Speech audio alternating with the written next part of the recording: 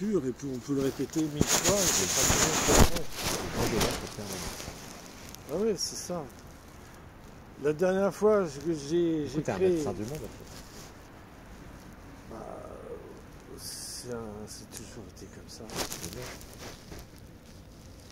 Il me faut... Tu peux pas imaginer quand même à Montpellier ou à Rouen. À Rouen, j'avais centre royen de relaxation. Ouais. Professeur au CHR. J'étais prof au CHR. Donc j'étais de renommée publique. J'étais dans les journaux, 2 pages, 3 pages. Toutes les semaines, il y avait les journalistes s'intéressaient à mon travail. Qu'est-ce qui t'empêche d'y retourner? Mais attends, le temps a changé, hein, c'est 30 ans après. Ouais. J'avais un centre de relaxation à côté d'une école de musique. Et c'était le même endroit en fait. Ouais, c'est parfait. C'est que la salle était polyvalente. Tu avais tout l'espace en fait. J'avais un studio d'enregistrement, piano, C'est où? des tables pliantes, et on pliait tout, et on faisait des cours de gymnastique douce, tout ça, préparation pour les femmes enceintes, et puis il y avait ensuite, j'avais des camps, ça fait des sofas en roseau, tu vois, avec des coussins, et les sofas, ils pouvaient se poser, et ça avait des salons, encore 3, tu vois, 3 dimensions. Les cours de solfège, j'avais plein de tables, il y avait 20 personnes dans la salle. Et ça ne peut plus se reproduire. Les temps, faire un cours de relaxation, puis massage aussi. Alors massage, centre de royen de relaxation, c'était massage individuel. Et ça tournait assez souvent à quelque chose qui était autre chose que le massage. D'accord, ça. Mais c'était dans les mœurs. C'est vrai que ça aujourd'hui, c'est peut-être plus compliqué. Mais je pense que c'est possible. C'était dans les mœurs. Ouais. C'est pas interdit. Ah non, c'est pas possible maintenant. Ça, Ne pas dire impossible, je sais pas. On sait jamais. Moi j'aime bien laisser une place au doute, des fois. Attends, mais c'était dans les années 80. Oui. Ça veut pas dire que Et le massage n'était pas du tout tabou. Oui, j'ai compris. Je suis descendu en 90 à Montpellier. Quand j'ai mis massage, parce que je savais que c'était un revenu extraordinaire, et puis en même temps, c'est fantastique de masser, parce que je massais que des femmes. Hein. Mais j'ai jamais eu d'homme qui me demandait. Ça, je dis, hein. J'ai dit, nana, mais masser, mais c'était massage nu, hein. C'est normal. Ça déplaisait personne, même mon épouse, elle était très contente que je fasse des massages, que je donne des massages. Elle n'était pas jalouse. Et donc, et puis à Montpellier, ça a bien marché aussi. Hein.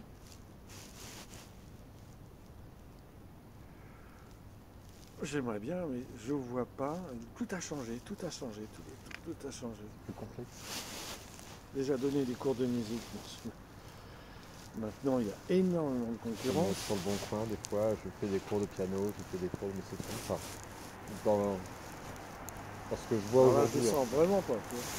Il y a énormément de cours sur Internet, des tutoriels à fond les caisses. Ça n'existait pas tout ça. Les gens, ils payent le même coup de cours. Ils vont sur Internet, tutoriel, je voulais ça, parce qu'ils ont des cours parfaits. Ils prennent leur temps, ils font ce qu'ils veulent. Tu sais, moi j'ai une projection, un truc qui m'anime beaucoup, un rêve, que j'ai envie d'accomplir et que j'ai accompli un jour. Que je me vois dans 10 ans, dans 10 ans, nous en avons 40, et avoir créé un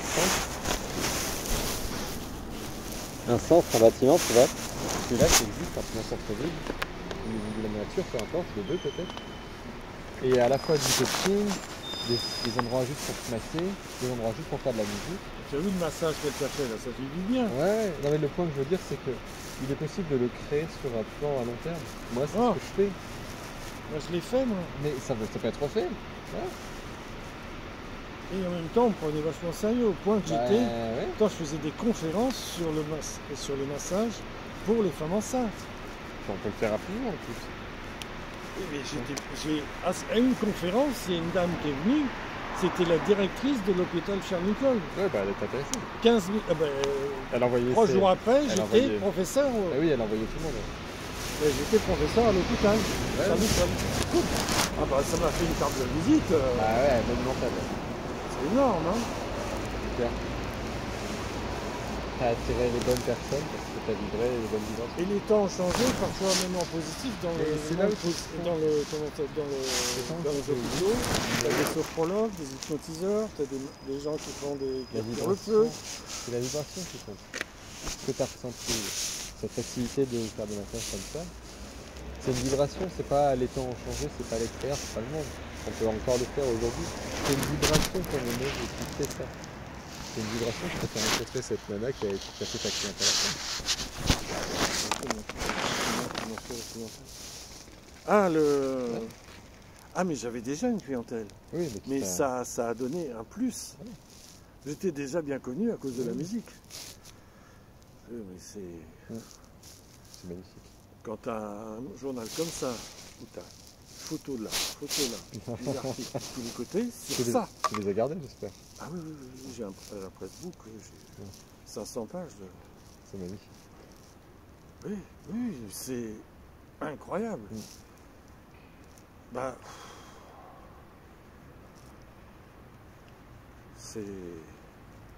mais ça me manque. C'est-à-dire, mais le recréer, bah non, c'est différent, ça sera différent. Ouais. Et différent ne veut pas dire moins bien, différent peut dire mieux. Il y a beaucoup de tabous qui sont venus à ce niveau-là. C'est vrai. Ça veut pas dire que ça peut pas être franchi. Si je suis parti de la France, c'est que les nanas devenaient de plus en plus paranoïaques. Et puis les gens racontaient n'importe quoi, se mettre à mentir, à fantasmer, à faire des choses. Et j'avais des gens que j'ai pas accepté dans mon école. C'est pourquoi? Parce que des gens qui viennent pour prendre des cours et puis les gens sont indécents. Moi j'aurais dit. Ouais, bah oui. Oui, mais c'est ton école, dangereux, t'as le droit. ça. Oui, bah il faut partir. Mais il faut se protéger, ça, oui, c'est sûr. Oui. Et c'est pas facile. Des parents d'élèves qui sont parano, qui sont à moitié fous. Non, c'était pas mon cas, ça a changé dans les années 2000.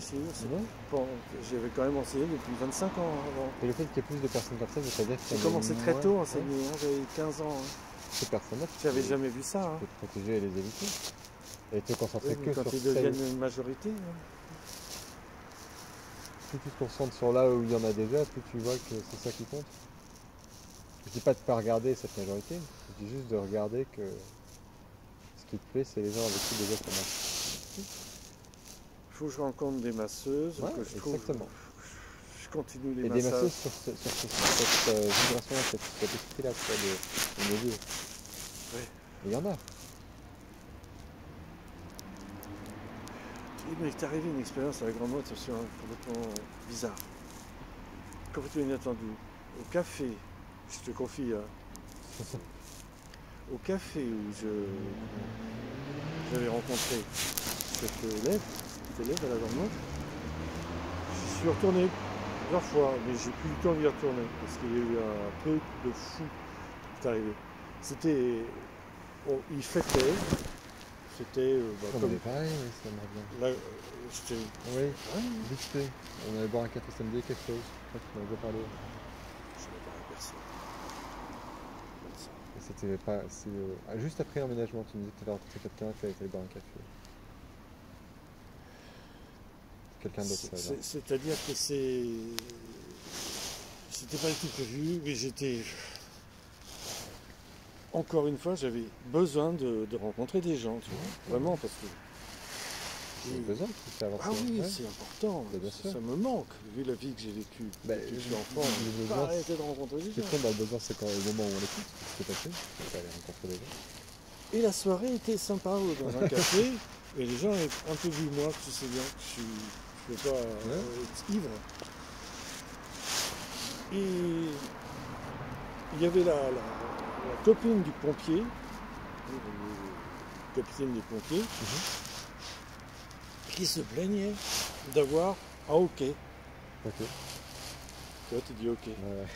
Ma réaction, comme j'étais bien copain avec le capitaine des pompiers, je la connaissais pas, mais je lui disais, je vais lui retirer son OK. Une fraction de seconde. Je lui donne une tapette sur le dos. Le OK est parti. Mais qu'est-ce qui est sorti? Une Elle est devenue folle. Et pourquoi vous me tapez? Je ne vais pas te taper. Et première fois de ma vie qu'on me reproche de soigner. Elle l'a interprété comme une tape, pas comme un... Mais ça lui appartient. Ah mais elle est folle. Elle n'est pas connectée. Ah mais attends, je vais t'en dire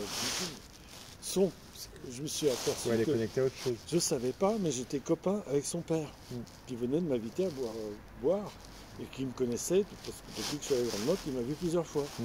Et c'est une personne qui a connu l'architecture de la Grande Motte, qui a travaillé dedans, qui est un peu plus âgé que moi, et donc, qui a vu toute la construction de la Grande Motte. On était vraiment bien amis. C'est ça. Et comme on vivait ensemble, elle a changé de place la bouteille. Elle ne voulait pas que son père boive avec moi. Okay. Alors lui, il s'est défendu un peu. Elle a insisté. C'est parce qu'elle l'a dit. C'est plus mon père. C'est plus mon père. Elle a tué son père. Et lui, il est parti. Elle a pu supporter.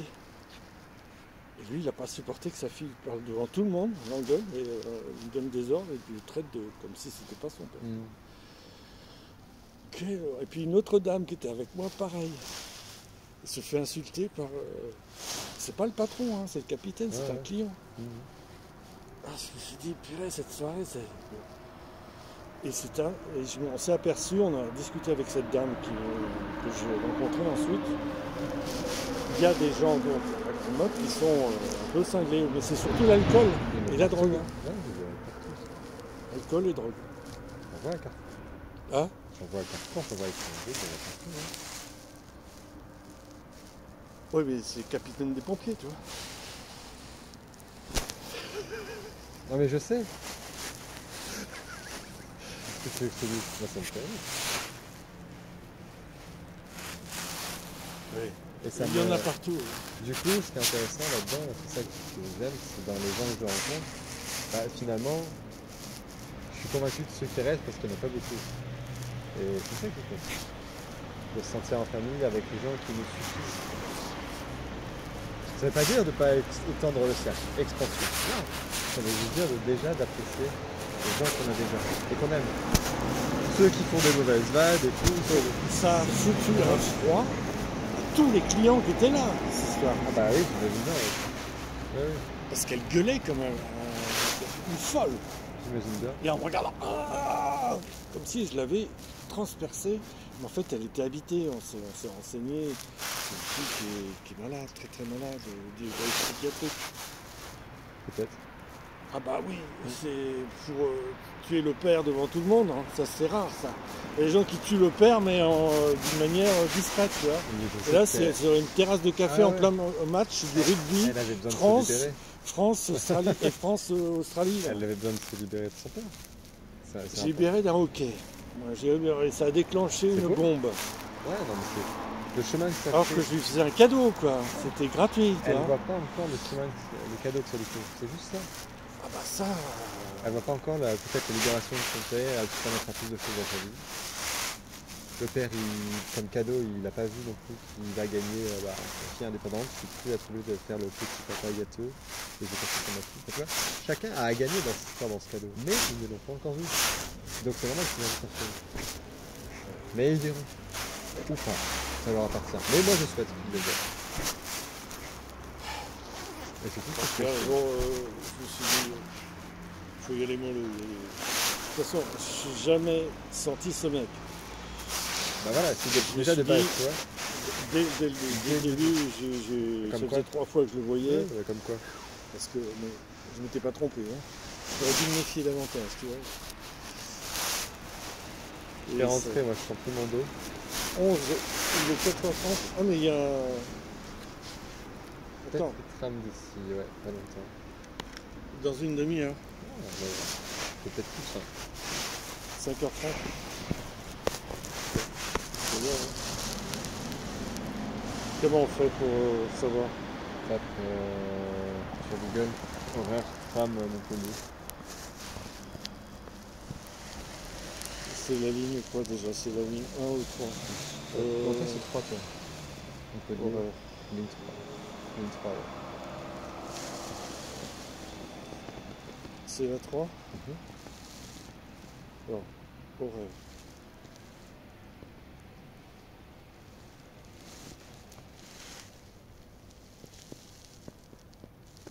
Oh. 80-20. Ça dépend où après. Ça dépend de Juvignac ou de la motion. Faut cliquer pour voir. Oui, il va jusqu'à Péronne. Oui, il faut voir dans le sens, quel sens c'est. À droite. Bon, on l'a pas vu pour l'instant. Il C'est passe où? ça? Je sais pas. Là, il me semble qu'il y a le train qui passe aussi. En fait, il faudrait le plan détaillé de où passe le limite. Oui, je suis au bus là.